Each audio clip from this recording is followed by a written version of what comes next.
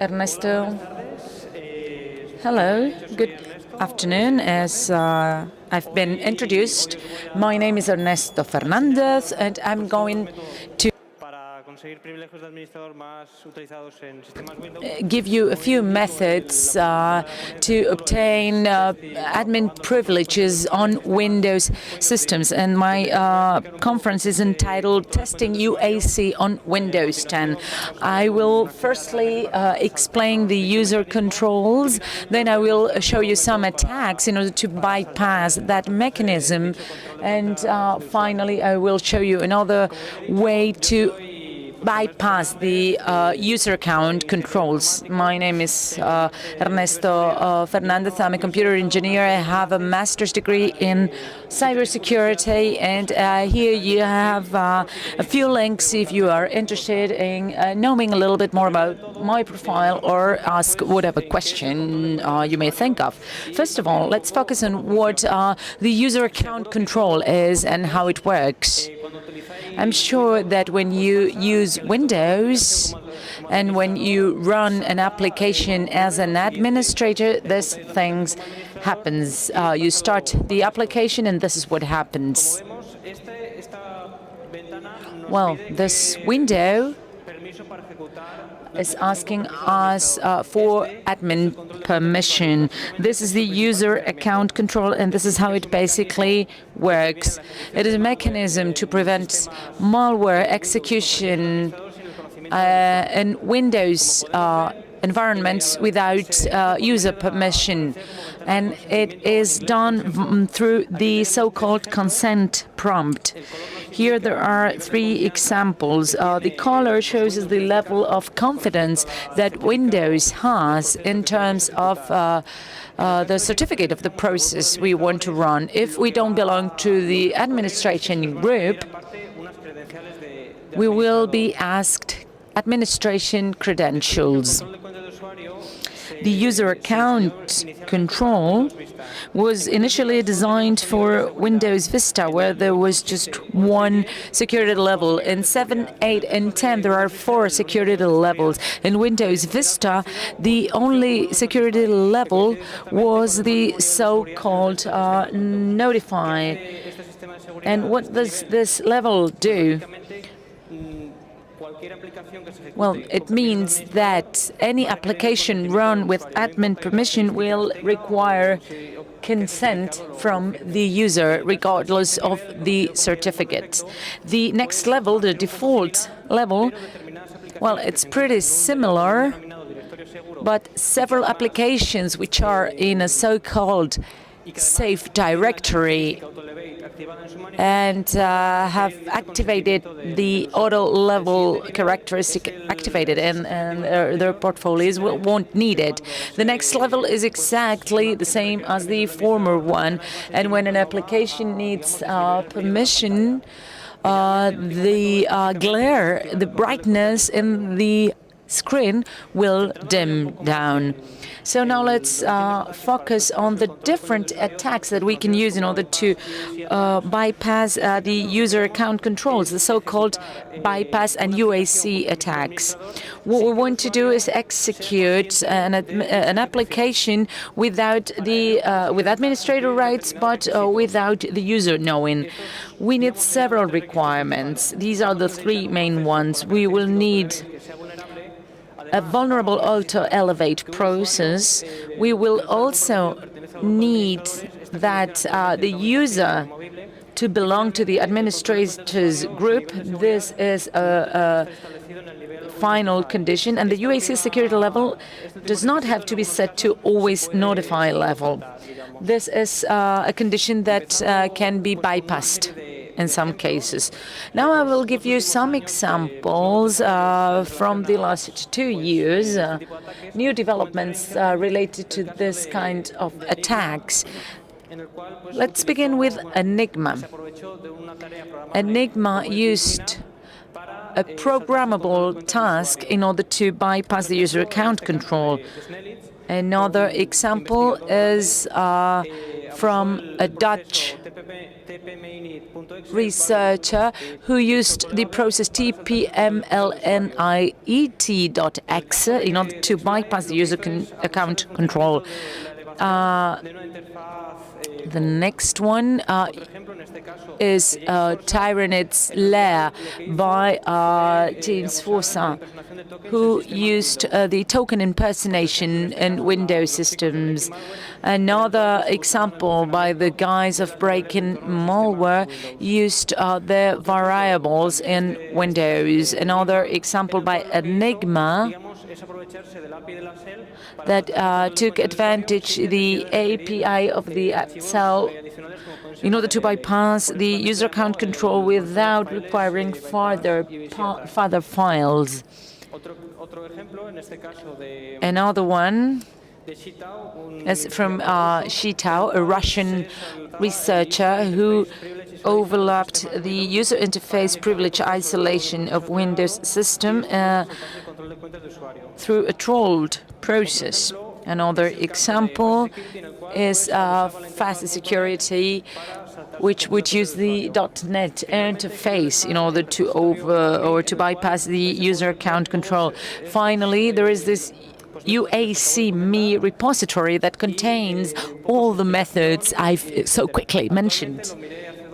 I took a look at it a couple of days ago, and there are currently 44 methods to bypass the user account control. Most of these methods are already patched, but there are about 15 methods that are still usable. There are multiple methods like this. If we try to categorize them, we can create 6 main categories. The most famous one was developed in 2009 by using a DDL hijacking process in order to bypass user account control. What is DLL hijacking? Well, we want a process to upload a malicious DLL under our control instead of the original one. And here we can tell 7 different categories in terms of attacks and DLL hijacking. The most popular one was iFile operation. And with this process, we want to deceive the iFile operation object so that when we invoke it, we do so with the maximum level of integrity. So this is done by an injection of processes, as you can see on the top left, and then it will look like a trustworthy process. Once we do that, we will invoke this with a maximum level of integrity, and we will copy the DLL to a location under our control. We would finally execute the auto-elevated process that would upload our DLL. Another example is the WSA method that would use the Windows Update standalone installer. The first step is to compress the DLL into a CAB file. Then we would extract the DLL into any location in the disk, in particular the one we were interested in. Then we would our DLL would be the one to be used. This has been totally patched, and the extract functionality has been suppressed from Windows. The next example is about bypassing the user interface privilege isolation, which prevents lower integrity processes from sending messages to higher integrity processes. We want to do this by injecting an iFile operation within an auto-elevated process executed with the highest level of integrity.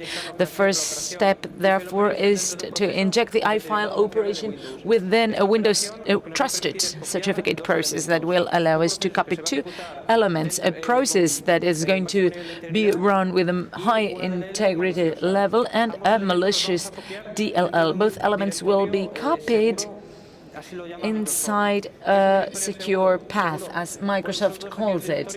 What is a secure path? Well, all the paths that are within the route / Windows and a few others. Once they are copied, the process is going to be executed with the highest level of integrity, and then the DLL hijacking process will start. Then the DLL is going to be run, invocating an auto-elevate process to finally invoke the process we are interested in. I hope this can be seen more clearly in the diagram. The next example talks about abusing the environment variable expansions in Windows. Why? Because several auto-elevate processes upload DLLs from routes with environment variables. If an attacker modifies an environment variable and the path works on a variable under its control, the DLL will be finally uploaded. Another example for this kind of attacks is the so-called race condition attack. Here we try to run a process that creates or uploads DLLs that may be overwritten so that we overwrite the last one of all. I'm going to show you the concept test by Enigma with this screen up with a temporary file on which several DLLs were copied and also a process. This is all run with admin rights and maximum integrity level. The temporary file would run the application with admin rights. So it would upload the same DLLs in order. So this guy found out that he could overwrite the last one. He would bypass the user account controls. One of the most recent attacks is the one using Comm Handlers. What is that? Well, a Comm Handler specifies a Comm object by its CLSID key, from which the process associated with it will load a DLL. So if an attacker modifies one of these Comm Handlers to an address under its control, our DLL will be loaded instead of the original one. Here you can see the different variables that would need to be changed in the register and what the process looks like. Another pretty new hijack or attack is the so-called Ntfs reparse point. In Windows, this would be a symbolic link or a delicious point. So we would compress the malicious DLL into a cap file, as in the WUSA file before. Then we would create a WSA.exe file that will allow us to extract our DLL to any location in the hard disk without using anything else. So finally, when the DLL is copied, we will run the auto-elevate process that will load our DLL instead of the original one. Now, leaving the hijacking attacks behind, we are now going to talk about the abuse of several Comm interfaces. A Comm interface defines a set of methods that a Comm object can invoke. The problem appears when several interfaces provide rights without user consent. So what happens if the hijacker finds in one of these Comm interfaces providing rights a process that allows for a command to be run, they can redirect the process to a method under their control. And this is quite a simple process. One of the methods that we used to use in the past is the application compatibility exploiting. In Windows, this allows us to run processes that were conceived for former Windows systems into current Windows system via the shim files. The shim files establishes several modifications on a particular process. In our case, an attacker in the past, for example, an attacker could create a malicious shim file in order to invoke a process, and they would apply this shim file into an auto-elevate application that would activate the shim file, and the process would be executed in an auto-elevate manner. This attack has a CVE number, which means that the international community and Microsoft has a deprecated category. Now, going back to the so-called shell API method, we can say that several auto-elevate applications use these shell APIs to execute its own commands or invoke several applications.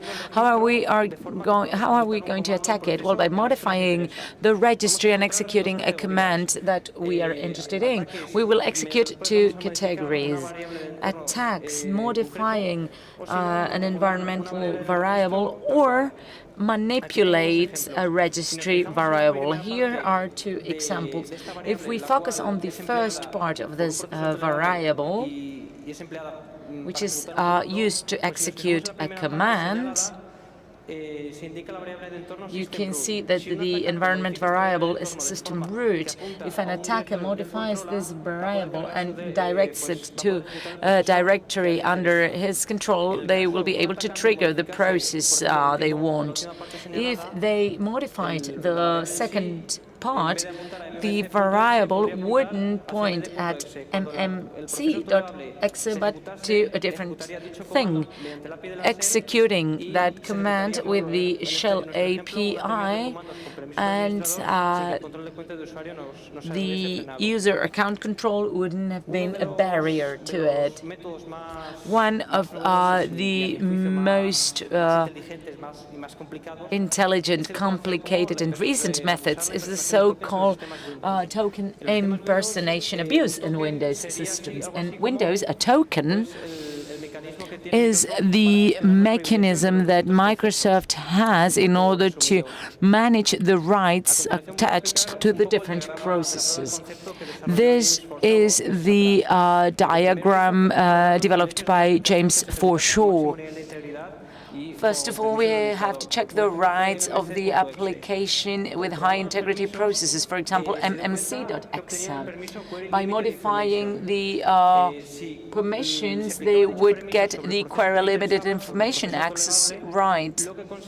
So what he achieved with this was impersonate and duplicate rights that would allow him to copy the token and apply all the necessary changes so that it would be impersonated in the relevant process. So he wouldn't be able to modify the original token, but he would modify the copied token. So once the token was impersonated, the process would earn administrator rights immediately. This is now the only method that's not susceptible to the always notify security level. That's very interesting indeed. My final example has to do with the use of the user interface and the file search function. They are looking for a particular process. They are running it as an administrator, and the user account control hasn't been any barrier. Now, regarding malware or cyber criminality, this is irrelevant. Now, let's focus on the most interesting part for everybody here, which has to do with the development of a new method for bypassing the user account control. I based the default operation method, but then I applied it to new elements, as I'm going to show you right now. The first thing I did was to verify the applications that had an auto-elevate characteristic, and I used the strings command for it. The result is quite a high number of applications, so I ruled out all the applications for which there was a known method for bypassing the user account control. Then I ran all the processes and checked the execution flow for each of them. So now we are going to see it more visually now. Thank you. The first thing we're going to do is take a look at the manifest of the auto-elevate process in order to check that this is a process that grants rights.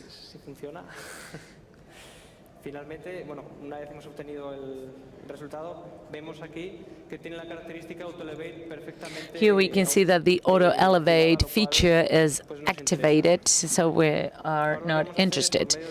So now with Process Monitor, we configure several filters and we try to see the execution flow of the process.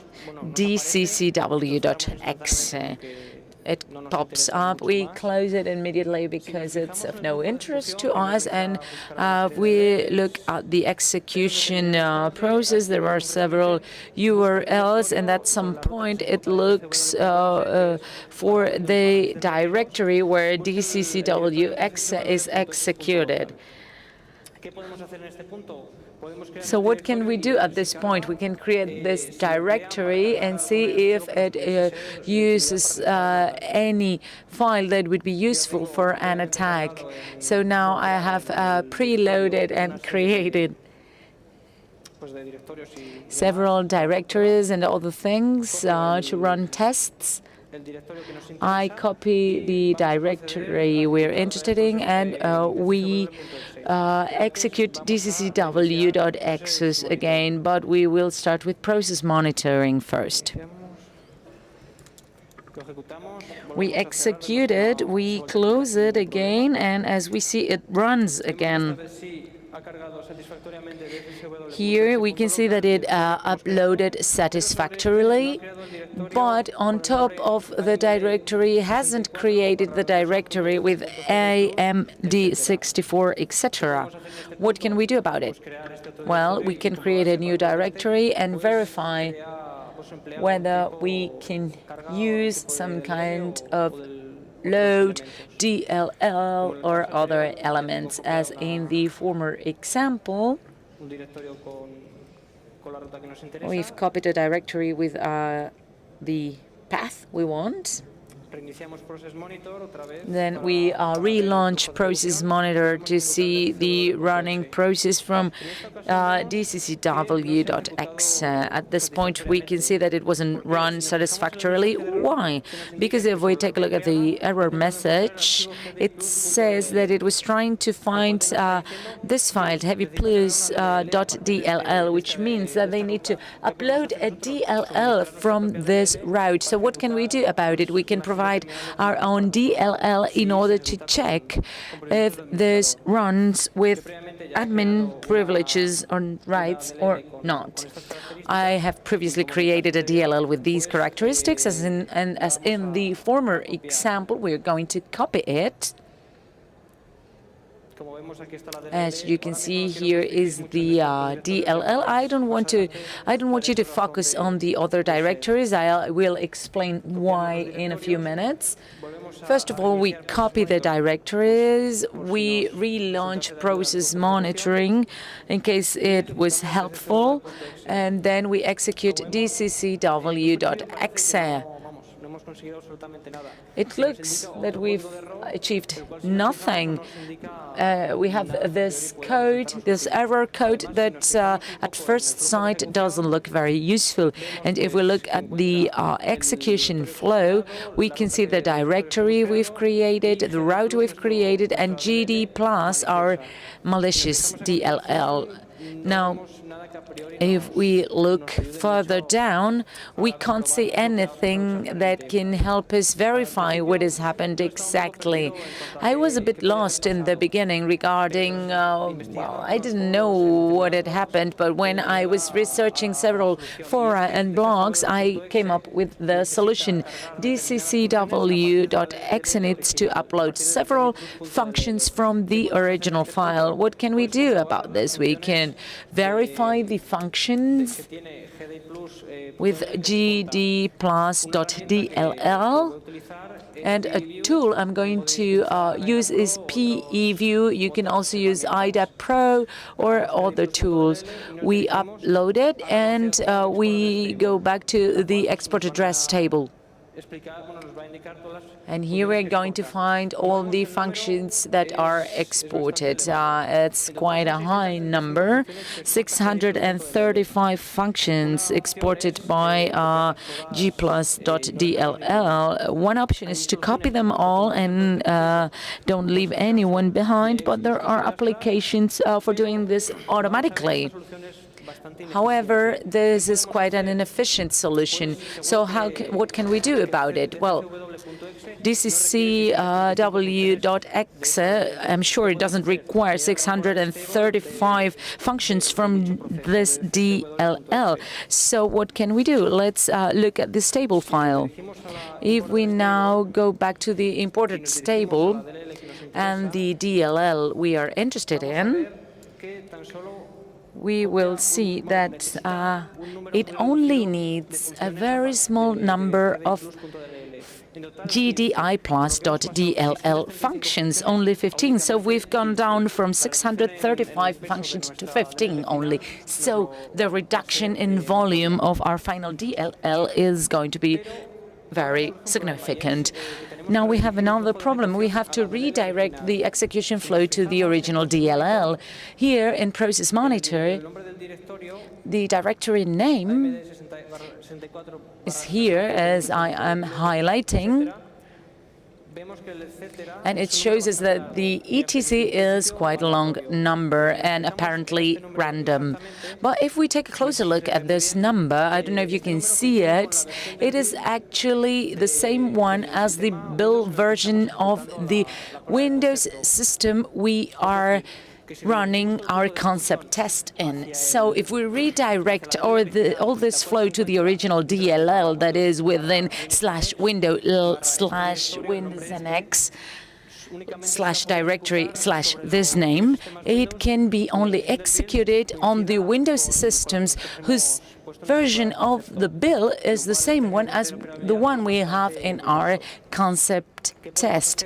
That is not efficient. So what can we do? We can redirect this to a DLL that is common to all Windows 10 systems. So I did a little bit of research myself. So this directory contained a DLL with the same name that we're interested in. After analyzing it with several tools, I realized that the functions were similar, were the same, and they were enough to redirect the flow to our DLL file. So this is what we are going to do.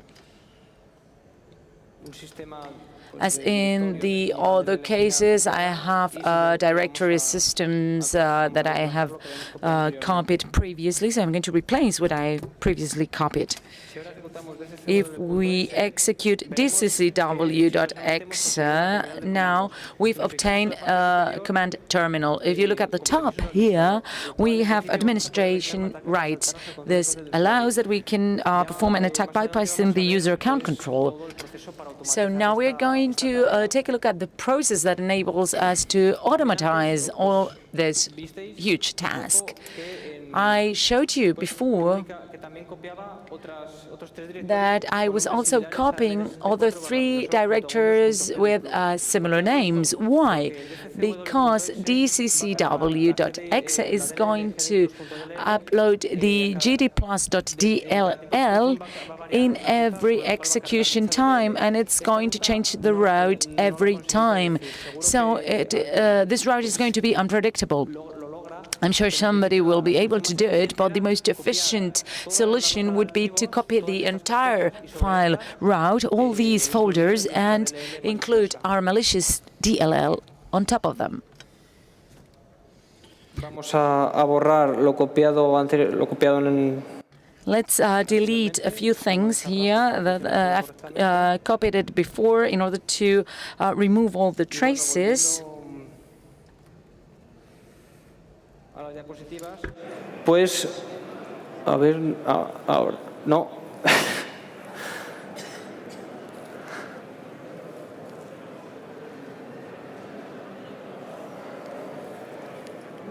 Las diapositivas no cargan.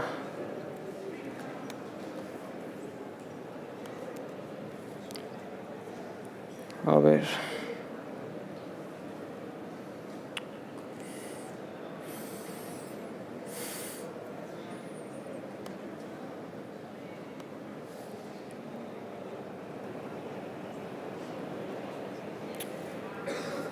A ver.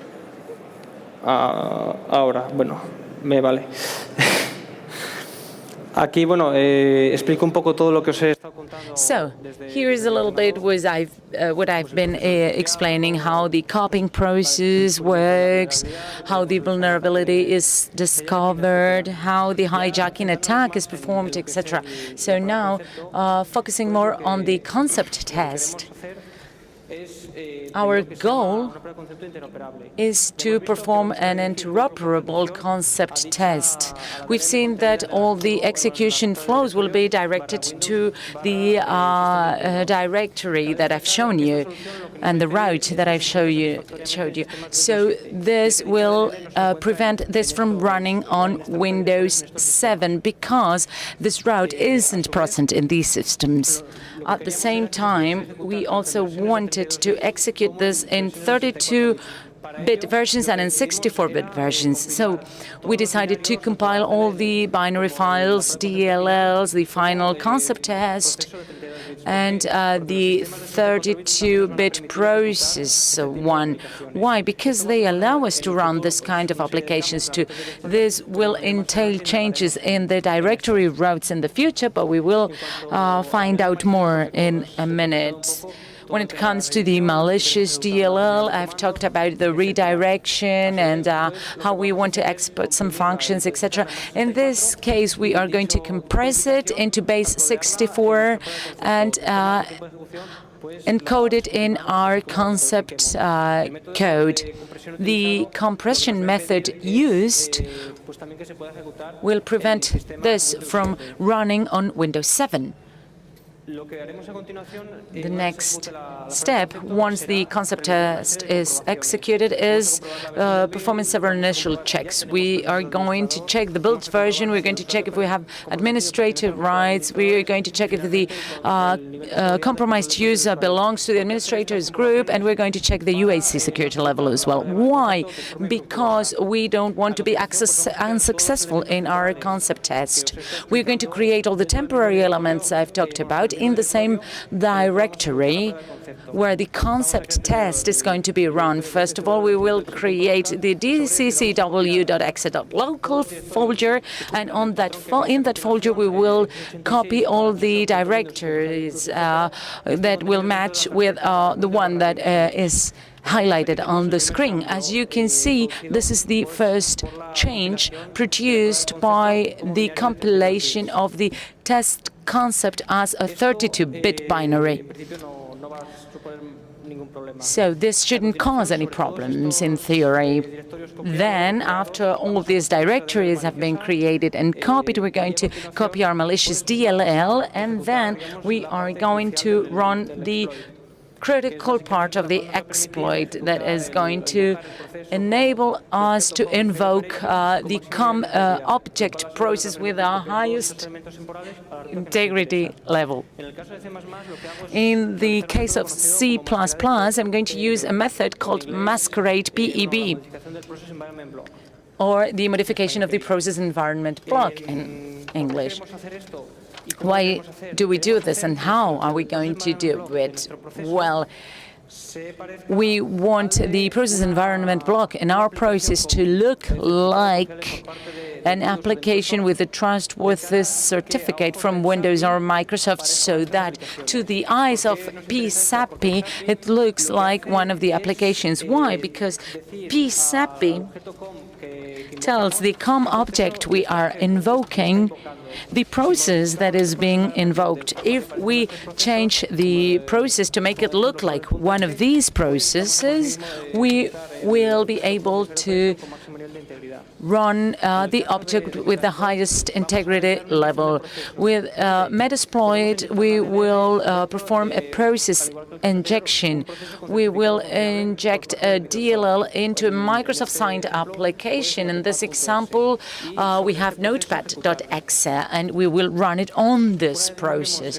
Once we've invoked the iFile operation object, we will be able to copy the entire row of files we've created, the dcw.exe.local, and with the routes that you can see on the screen. With the 64-bit system, we have the second change we've discussed. It's going to be copied to the route that you can see at the bottom of the screen. We would finally execute the process dccw.exe, and our DLL will be executed with administration rights. Then we would remove all traces, all temporary files, so that future executions aren't affected. This is the diagram of the concept test we've done in order for it to be clearer and easier to understand.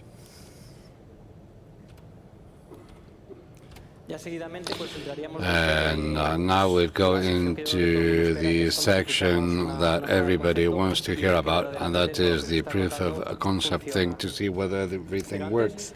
But before this, we're going to go over a series of requirements in order to be able to run the concept trial or test where in a satisfactory manner in the C++, and in the other thing, we're going to make sure that this will be Windows 8 or 10, and the user's source control is in the maximal level, and finally for the user to belong to the group of administrators. And the target option must match the processor architecture of the victim. And now going into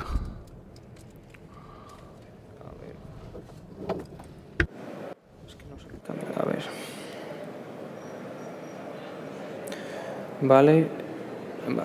Primero vamos a ejecutar la. So we're going to run the En C++. No, espera. The concept test. Let's see. Wait a second.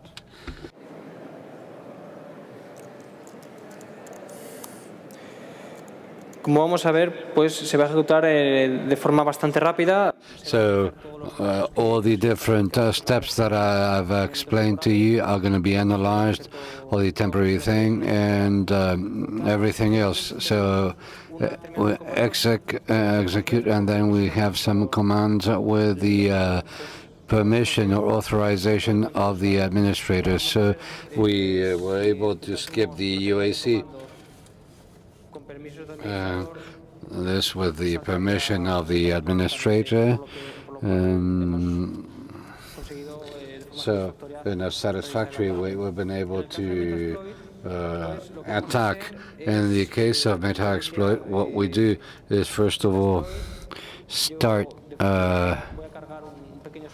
this, I'm going to load a little script that's going to automate the whole thing.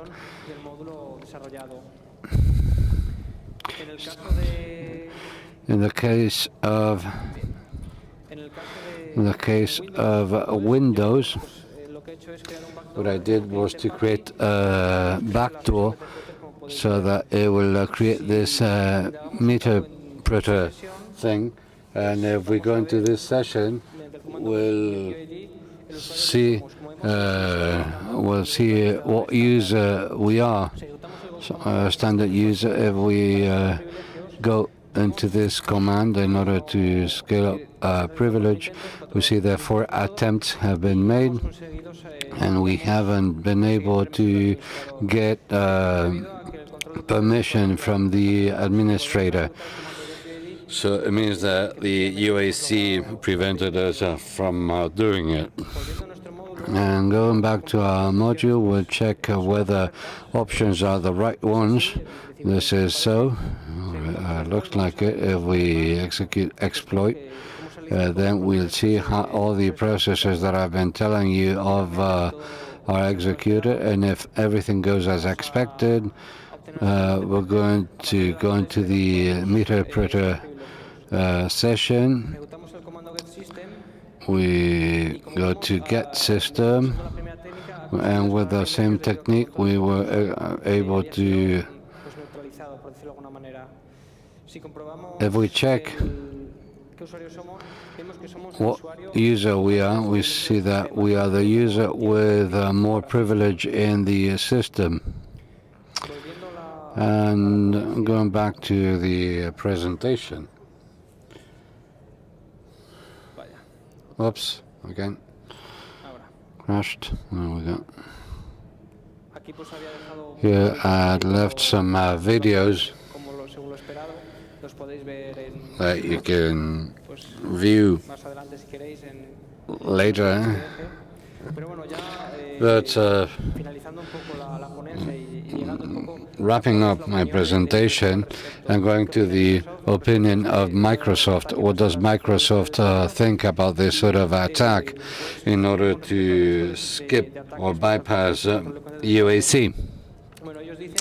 Well, they say that a weak point that allows to skip this UAC is something that cannot be considered a vulnerability because it's not considered as a security mechanism. But it also says that UAC is a fundamental component of Microsoft's overall security vision. So as we see, there's a clear confusion here. And as regards what I think about this, my opinions and the conclusions on the achievements, I can say that as regards conclusions, skipping UAC is not a hard thing to do, and I believe that Microsoft should start considering these attacks as a reality, that they're here to stay in order to protect users, because the patches that come up with each new version are not enough. Finally, I'd like to say that nowadays the only solution, the most effective one, is to create 2 different users in the Windows system with different administrators permits with a lower level, perhaps, and always use this last one. And finally, as regards achievement, a whole new method has been developed in order to skip or to bypass this UAC in all Windows 10 versions, and the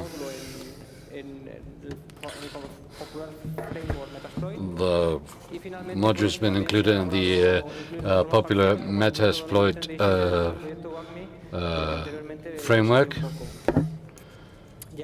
And to finally end, and if you want to know more or learn more about the project that I've developed and the attacks in order to bypass these UACs, I left here a repository of the project, and I've also included the paper and left a couple of links on Metasploit module, and I also wanted to leave a link there to the this project, Uac project, for those of you who are interested in this sort of attacks, because I'm sure you think that it is very interesting. By the way, I will also upload this, have it in LinkedIn. And finally, thank you so much for your attention. Thank you very much indeed. And if you have any questions, I'll be happy to answer them, or at least try to.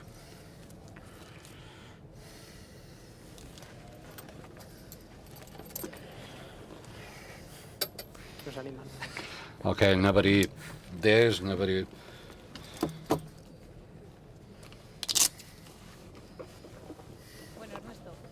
Well, Ernesto, thank you so much. Thank you very much. A big round of applause.